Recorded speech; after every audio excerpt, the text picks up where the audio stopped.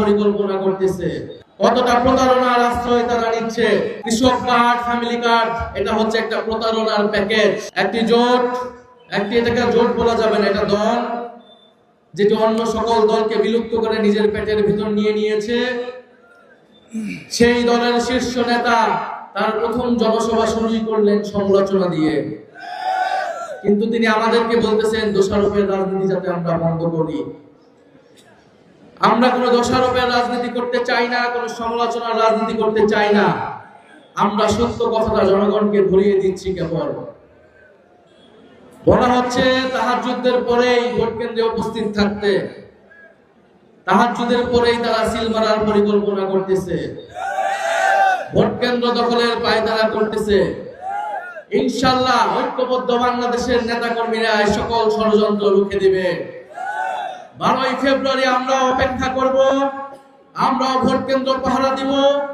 আমাদের বোনেরা, আমাদের মায়েরা, আমাদের সাধারণ মানুষ যাতে নির্বিঘ্নে নির্ভয়ে উৎসব মুখর পরিবেশে ভোট প্রদান করতে পারে।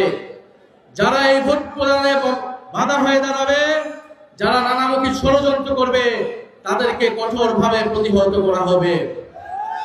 একটি দলকে তার রাজনীতিকে বিচার করতে হবে তার প্রতিশ্রুতি দিয়ে, সেই প্রতিশ্রুতি কতটা সত্য, কতটা মিথ্যা, কতটা প্রতারণার আশ্রয় তারা নিচ্ছে। বলা হচ্ছে কৃষক কার্ডের কথা, ফ্যামিলি কার্ডের কথা। আমরা এর ব্যাখ্যা দিয়েছি কৃষক কার্ড, ফ্যামিলি কার্ড বলতে আসলে কি বোঝায়। আপনারা যারা এখানে মুরব্বীরা আছেন, আপনারা 2001 সালে নির্বাচন দেখছেন কিনা?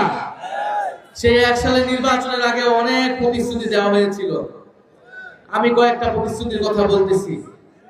তারা বলেছিলেন তারা ক্ষমতায় আসলে বেকার ভাতা দিবে, তারা বলেছিলেন তারা ক্ষমতায় আসলে কৃষক এবং শ্রমিকদের পেনশন দিবে, তারা বলেছিলেন তারা কৃষি ঋণ সব মওকুফ করে দিবেন।